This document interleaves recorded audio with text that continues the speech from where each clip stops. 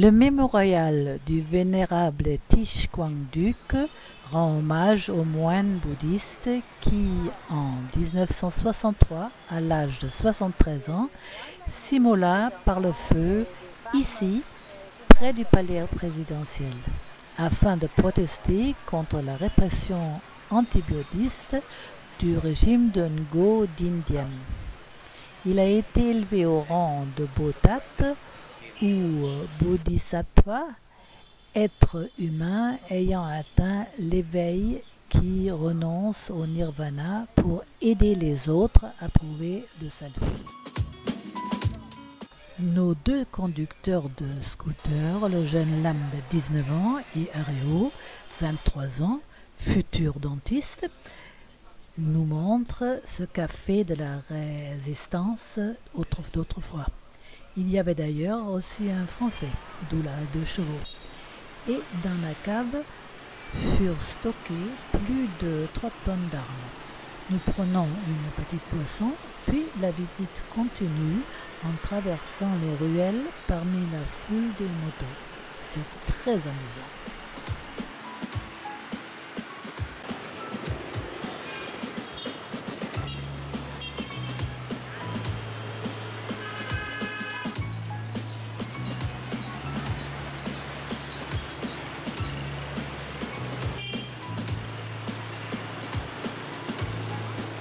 Pour se frayer un chemin dans ce trafic désordonné, il faut bien connaître et surtout ne pas avoir froid aux yeux.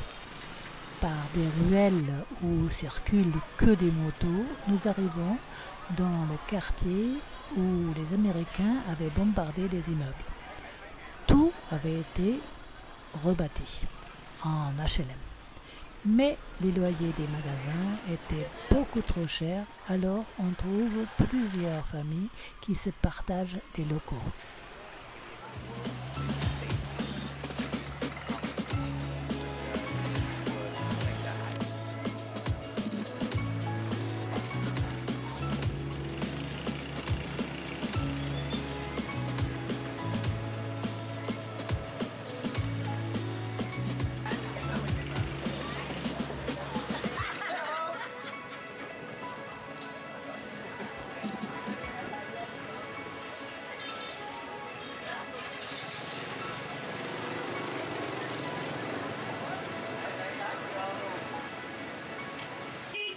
Par contre, s'il s'agit de traverser un grand boulevard, alors là, il faut vraiment être un champion de la débrouille.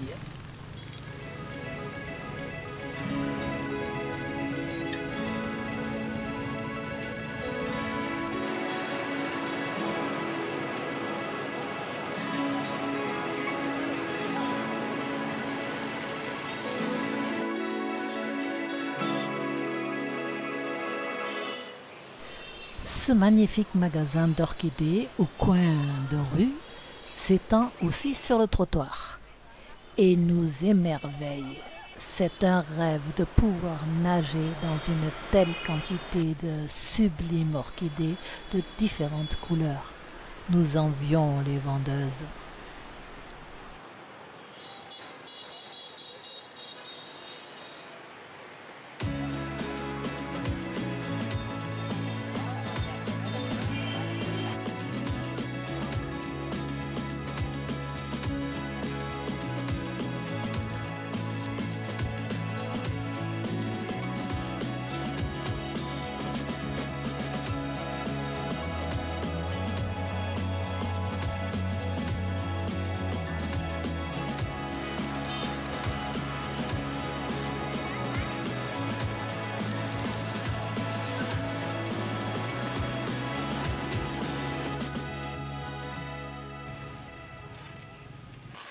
Le marché des fleurs est très étendu, donc normal que les gens font leurs achats en moto.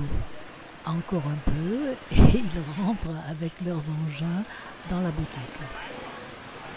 Et toujours le nœud des câbles pour le plaisir de Claude, l'araignée comme il dit.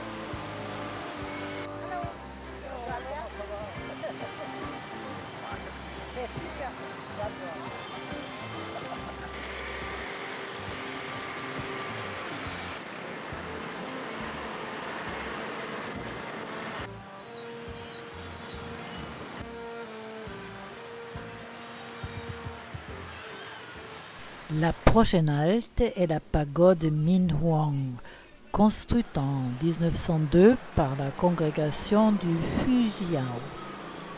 La pagode est dédiée à Quan Kong, le légendaire général sanctifié. Sa statue est sur l'autel central.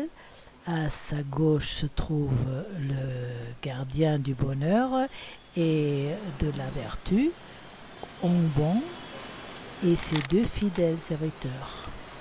Certains fidèles viennent de loin demander sa protection avant d'entreprendre un long voyage.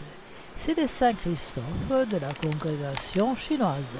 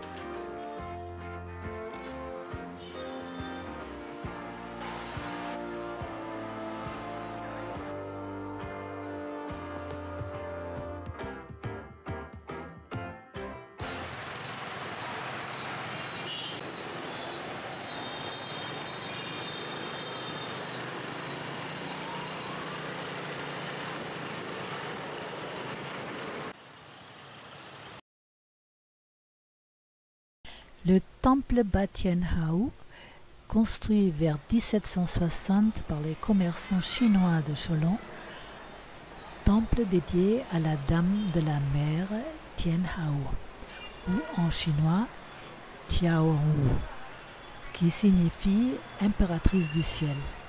Elle a la capacité de voyager au-dessus de la mer pour protéger les marins, ou aussi connue sous Mazu, déesse de la mer, vénérée par les cultures maritimes du sud de la Chine et par les communautés chinoises d'outre-mer, qu'elles soient taoïstes, bouddhistes ou adeptes de Confucius.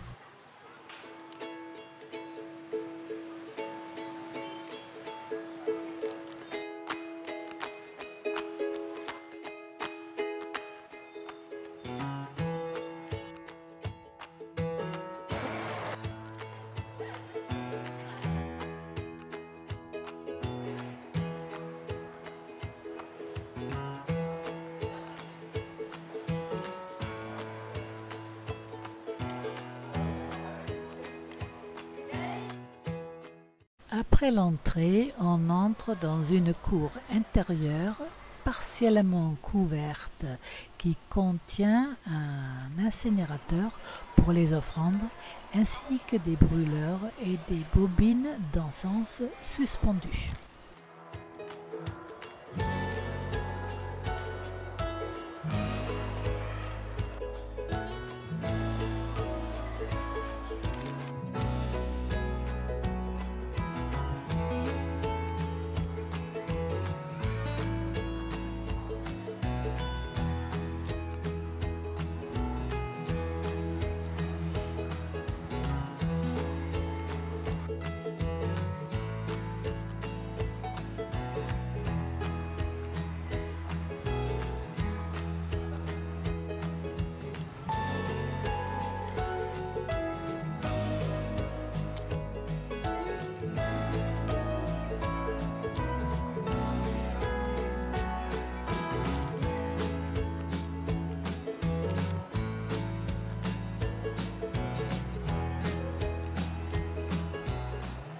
Des scènes en porcelaine qui décorent le toit montre des scènes d'une ville chinoise au XIXe siècle.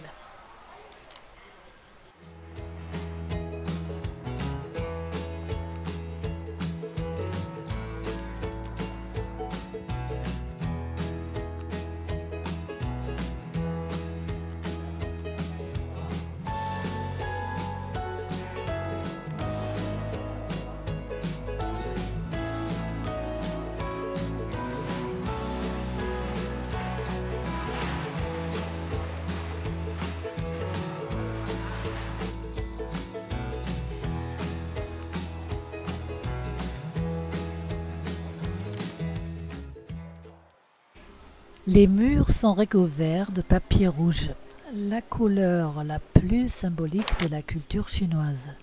C'est la couleur de la prière. Sur ces papiers, les fidèles ont écrit des prières pour Tian Hao.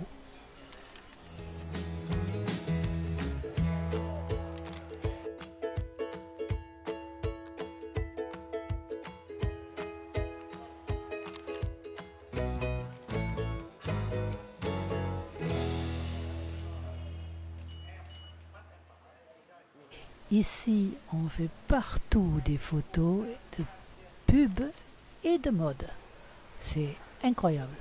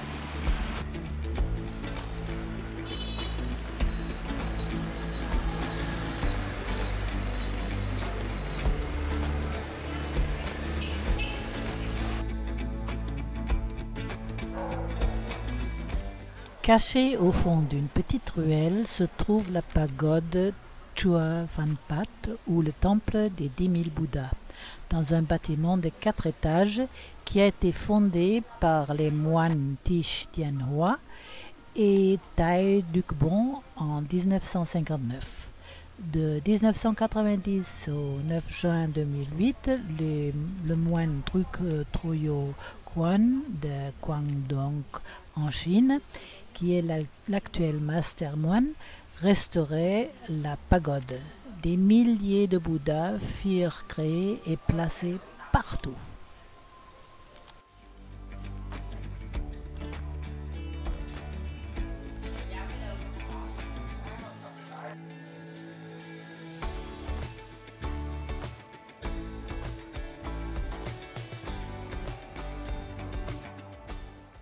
La statue de Guyanyin, avec ses douzaines de mains, est la déesse marine de la miséricorde.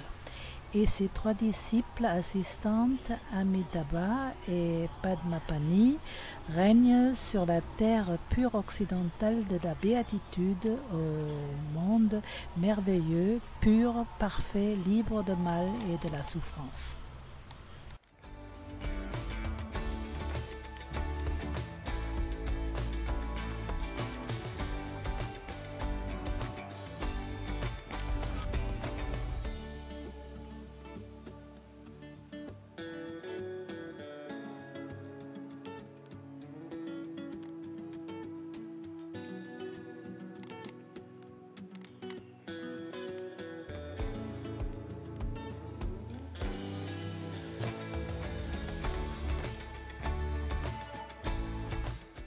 Lara est le nom donné à celui qui atteint le dernier échelon de la sagesse et de l'éveil, mais ce n'est pas encore un Bouddha. Les reliefs sur le mur racontent des histoires de Bouddha et Kuan Yin des voyages à l'ouest.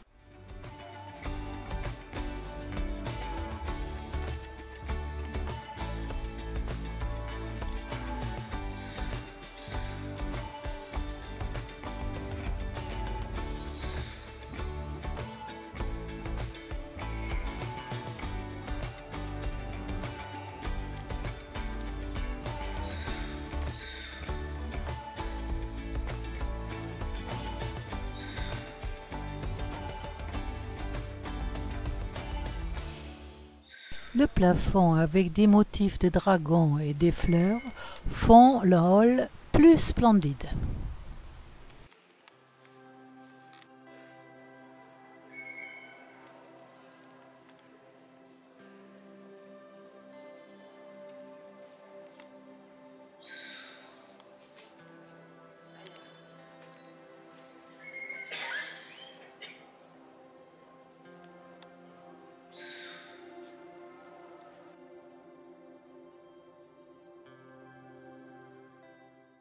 Dans ce hall surprenant et resplendissant se trouve la grande statue de Samantabhadra, ce qui signifie excellence universelle, assise sur son éléphant blanc, à gauche de l'autel principal de Vairocana.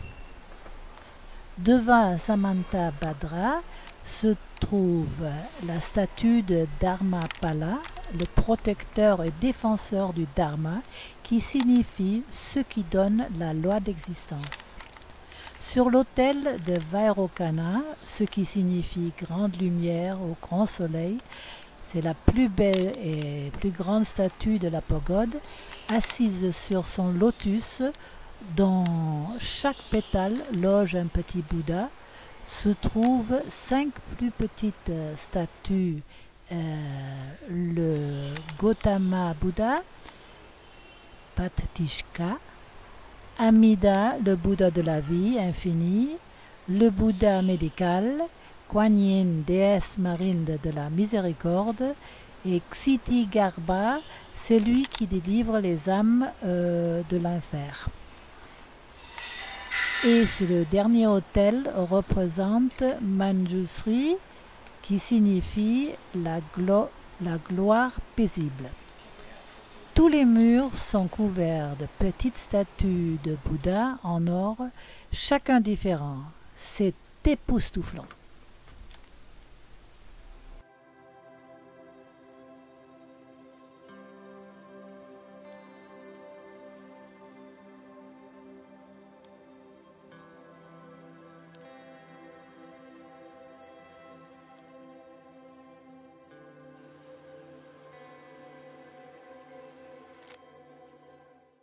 Depuis 2004, la pagode possède également une très belle cloche et un grand tambour sur une véranda.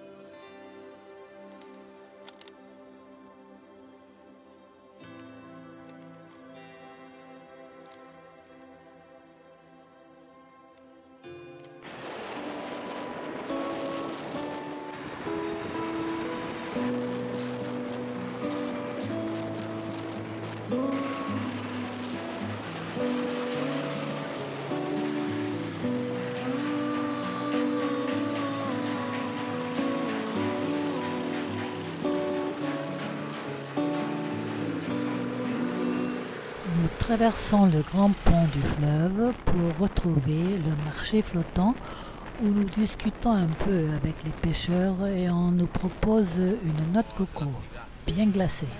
Bienvenue avec cette chaleur.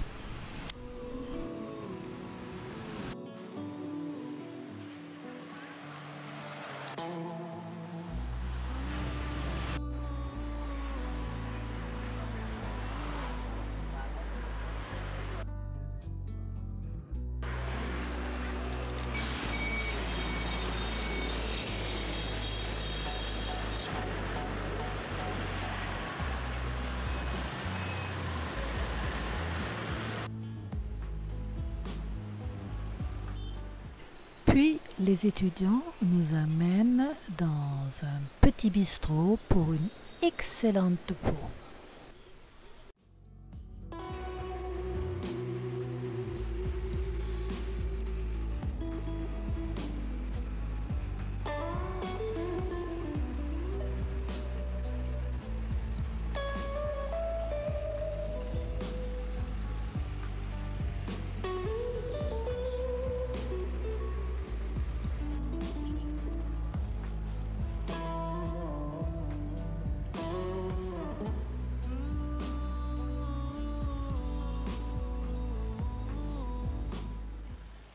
Normalement, il devait nous amener à la cathédrale.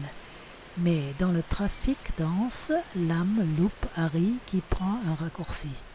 Nous sommes avec Harry à la cathédrale, mais nos deux autres, Claude et Lam, n'arrivent pas. Finalement, après plusieurs coups de fil, ils arrivent.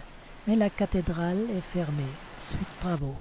Alors, on se sépare en les remerciant. C'était une demi-journée très sympa.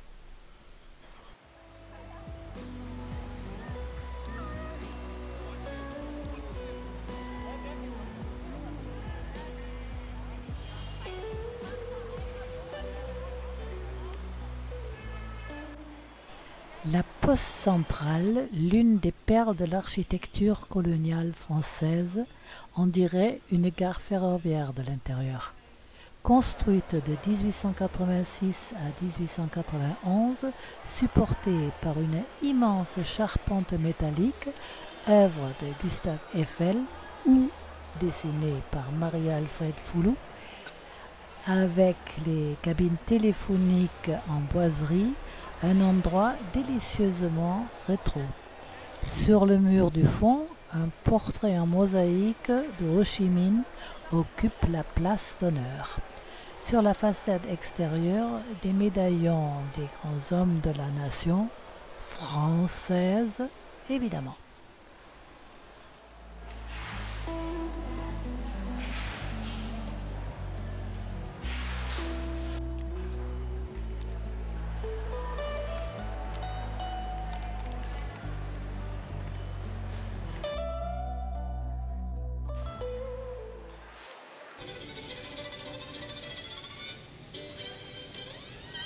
En attendant Claude, dans la rue devant la poste, un marionnettiste avec sa marionnette qui joue du violon attire toute mon attention. Que c'est mignon et super bien!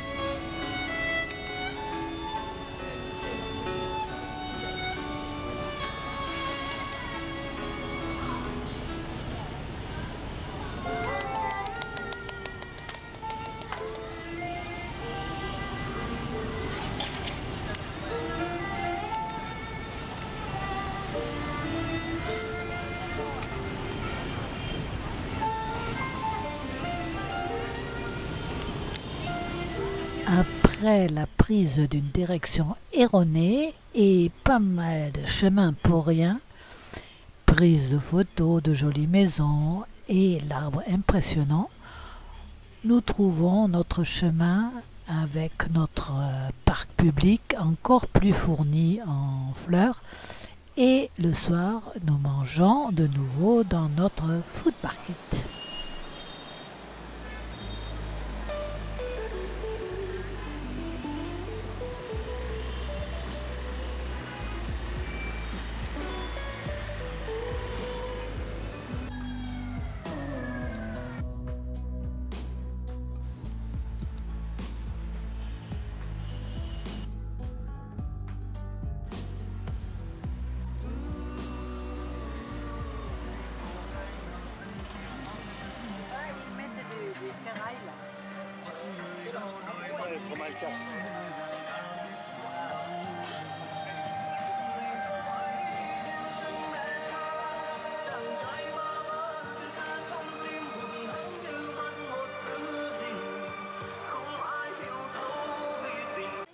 Aujourd'hui, nous avons décidé de faire une journée plus tranquille, alors nous profitons encore et encore de l'abondance des fleurs dans le parc. Retournons à la poste pour poster notre courrier, puis continuons pour voir le temple de l'empereur de Jade, également appelé temple des tortues. Mais avant d'y arriver, car il fallait faire presque 3 kilomètres, nous avons juste à côté de la cathédrale un stand décoré de fleurs jaunes pour acheter des livres et d'autres stands de calligraphie, etc. Par contre, les femmes ici se promenaient toutes dans des belles tenues traditionnelles. En regardant tout cela, la distance ne se remarquait pas. Et nous arrivons à un autre temple chinois très peu indiqué, mais très joli et particulier.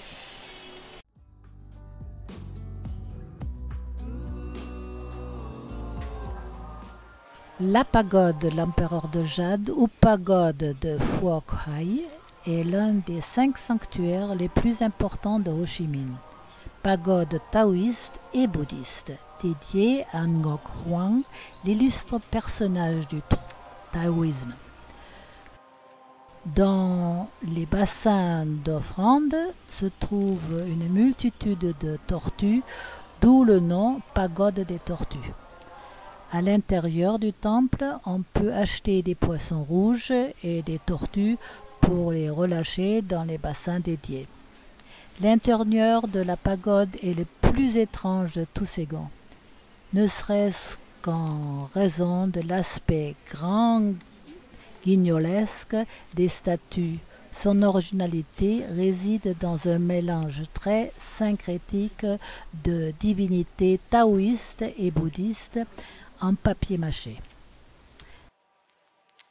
L'autel de l'empereur de Jade, ou le dieu du ciel, celui qui décide qui ira au paradis ou à l'enfer, se trouve au fond de la salle principale, entouré de ses 4 gardiens, les 4 grands diamants.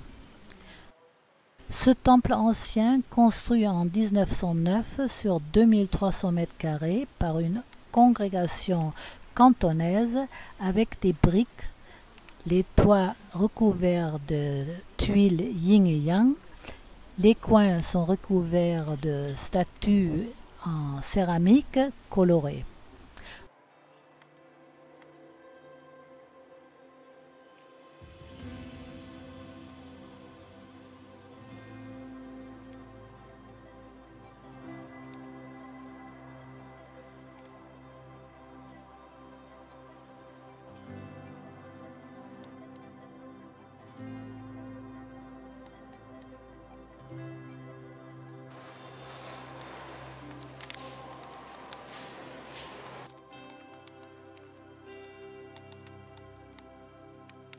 La salle de torture, flanquée de gardes en papier mâché peint en noir, les panneaux sculptés décrivent les tortures subies en châtiment dans le monde infernal.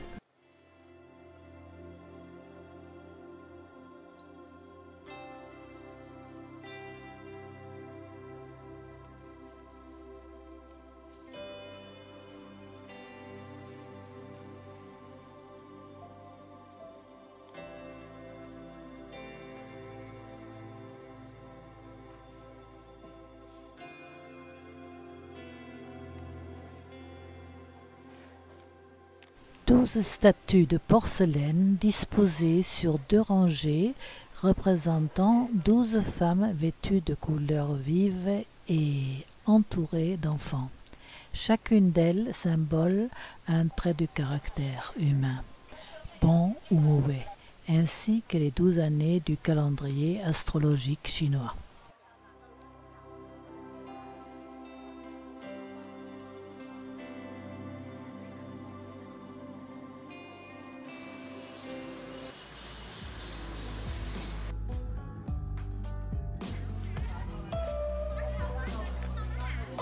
Journée Cholon. Cette fois, nous prenons un Nixom, un mototaxi, pour aller au grand marché Bintai, à Cholon. Nos grab chauffeurs nous déposent juste devant l'entrée principale et nous plongeons dans ce marché gigantesque de la vente en gros.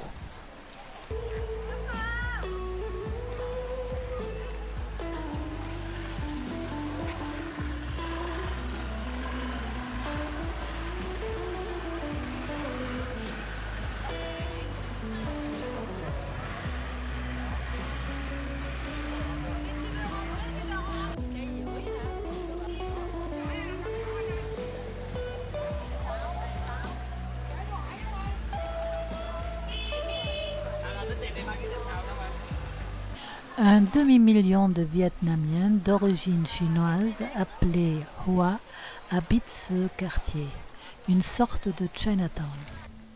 Cholon signifie grand marché, un faubourg marginal à l'origine, devenu le cœur de l'activité commerciale, la capitale du riz de l'époque coloniale, mais aussi le quartier des plaisirs nocturnes où colons, marchands, baroudeurs et soldats venaient s'encanailler. Tout ce qu'on ne trouve pas ailleurs en ville, on le trouve à Cholon, quartier où le commerce est roi. Pour mieux vietnamiser le quartier, le gouvernement a fait le ménage après la chute de Saigon en avril 1975, poussant des milliers et des milliers de commerçants à s'enfuir à l'étranger. Beaucoup de boat people. Aujourd'hui, c'est un monde laborieux, infatigable, toujours en mouvement, puissamment organisé autour de la loi des familles, des clans et de l'argent. En voyant les tonnes de marchandises entassées, on se demande comment les filles qui tiennent les registres et la comptabilité et les caisses arrivent à voir clair dans ce capharnaüm. Mais comme déjà une romancière de passage disait, le chinois prospère dans n'importe quelle condition. C'est vrai.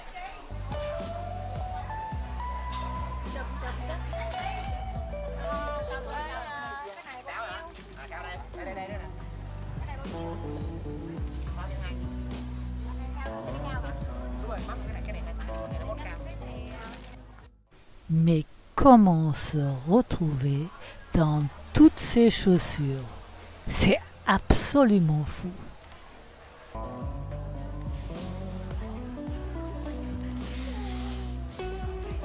Il ne faut pas avoir peur de porter de nombreux cartons pour monter des escaliers, car apparemment, il n'y a pas d'ascenseur.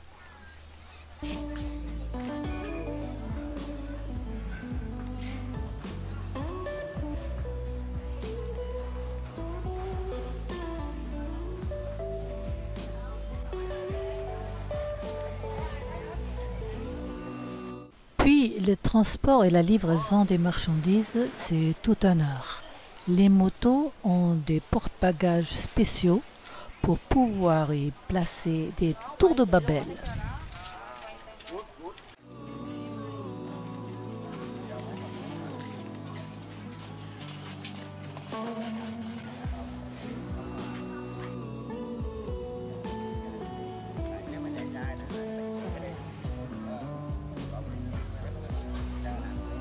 I think that yeah, you get very good. Yes, but it's right from what is the fruit. I put for soup, for soup. Phở, Việt Nam phở.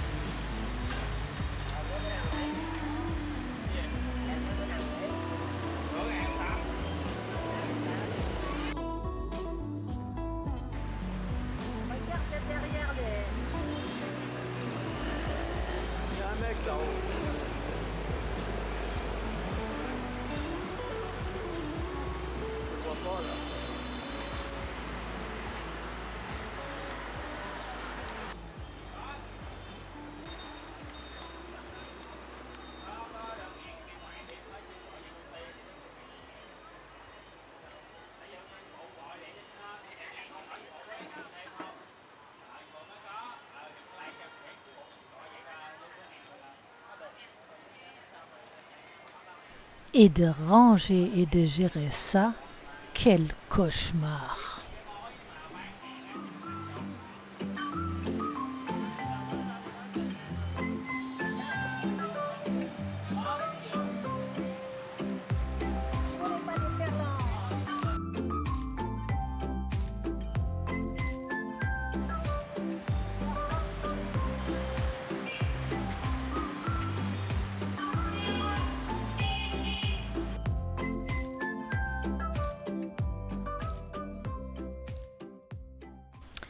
Les fleurs artificielles sont aussi belles que les vraies.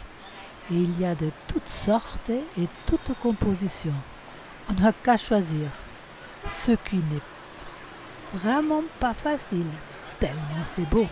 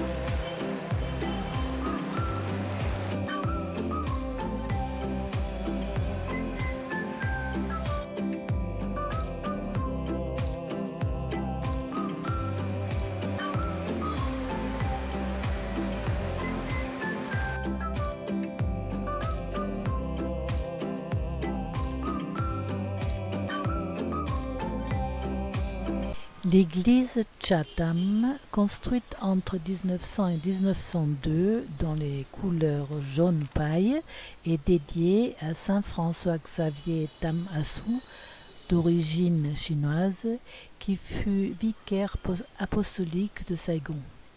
On peut voir sa statue au sommet du clocher et sa pierre tombale dans le porche d'entrée à gauche.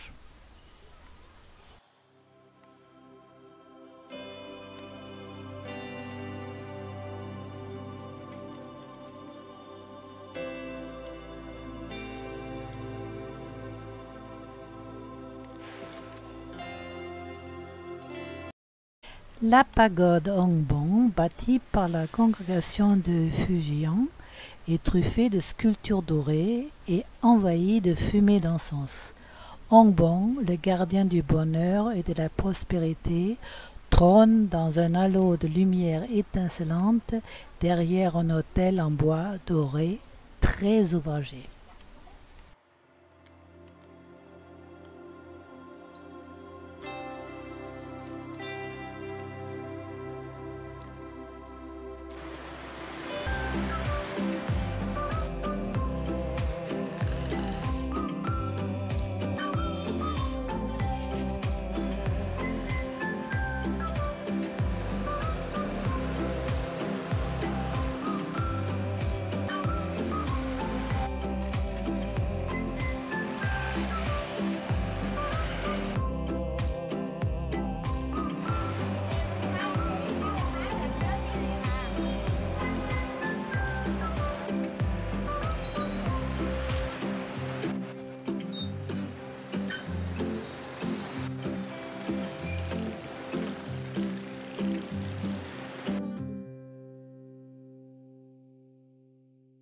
Le temple taoïste Tam Son Hai Kwan est consacré à Me San, la déesse de la fertilité. Construit en 1839 par la congrégation de Sanshan au Fujian, à la faveur des femmes qui viennent y prier pour avoir des enfants.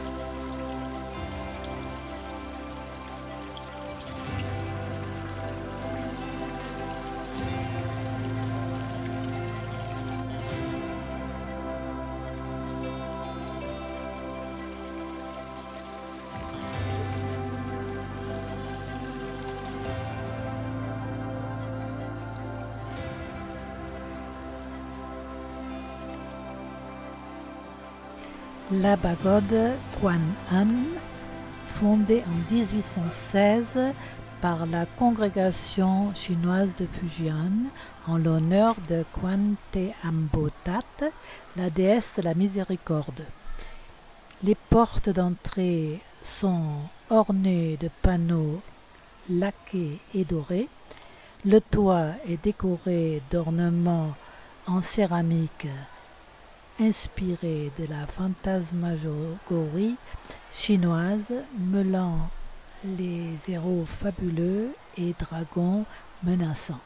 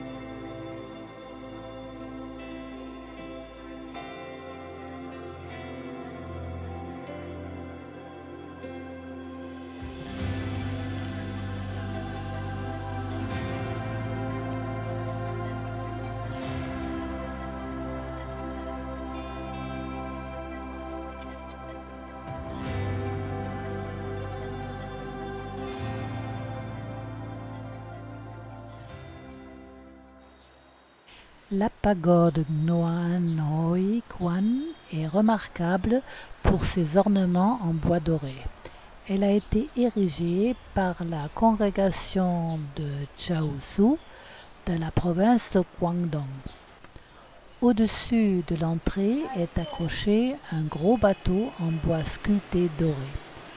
À l'intérieur, à gauche de la porte, se trouve une énorme représentation du cheval rouge de Guangkong avec son palefrenier. Le célèbre général déifié Guangkong de la période des Trois Royaumes de 184 à 280 occupe la vitrine derrière l'autel principal, flanqué de part et d'autre de ses assistants.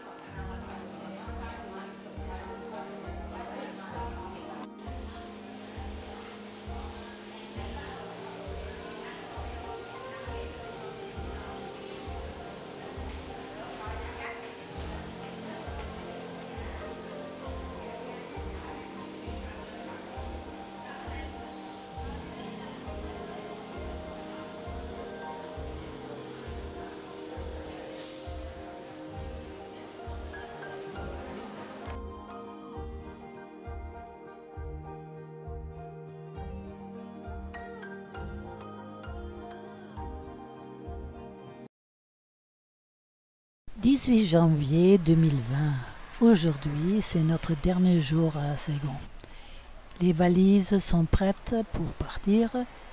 Nous profitons donc d'une dernière promenade à travers le parc qui déborde de fleurs, arbres à fleurs, arbres fruitiers, chargés comme nous ne l'avons jamais vu.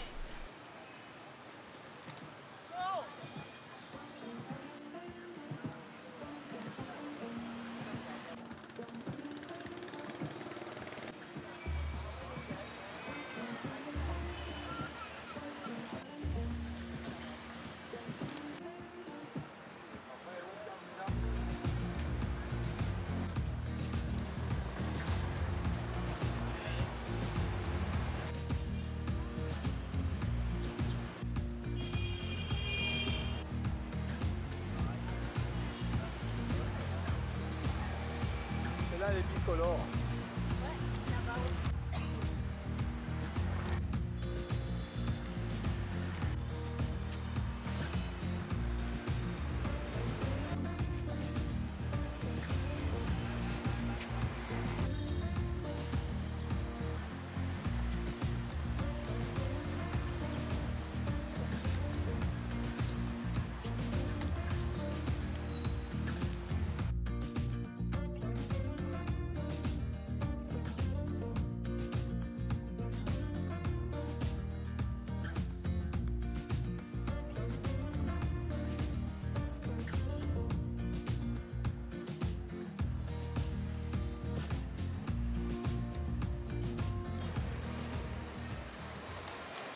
Nous passons devant l'opéra, descendons la grande avenue avec ses buildings, hôtels et de magasins de luxe jusqu'au fleuve Saigon où nous admirons le joli voilier restaurant.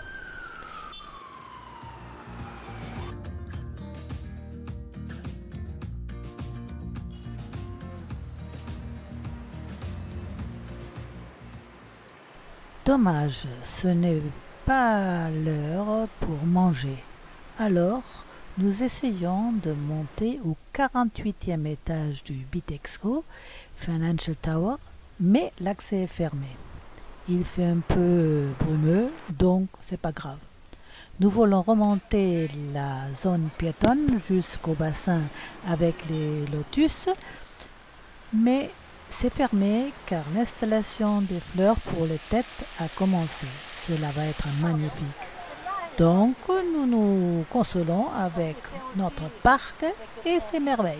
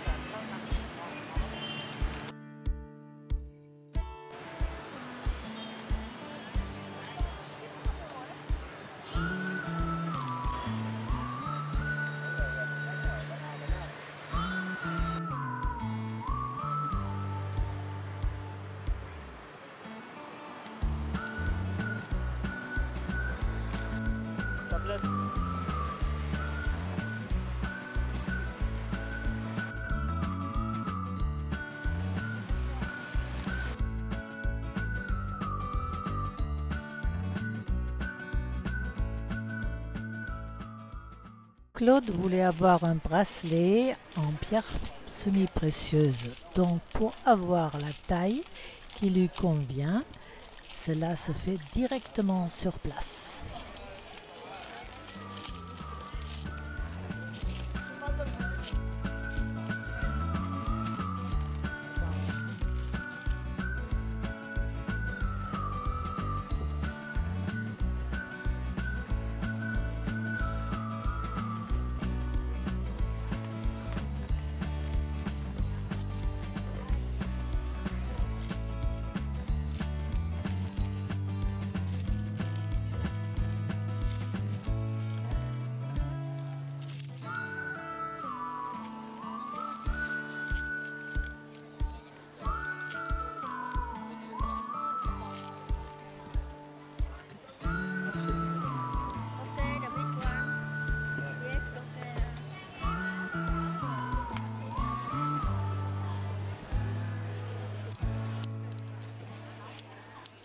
À l'aéroport, en attendant notre vol, un petit spectacle de danse et interview de ce que nous pensons du Vietnam.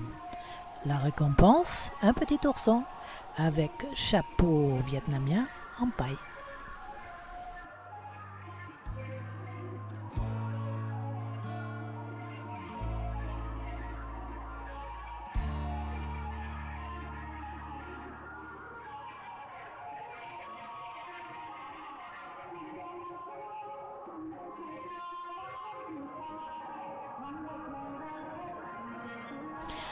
Avec des habits en triple épaisseur, il fait toujours glacial, donc cela va se terminer en grippe.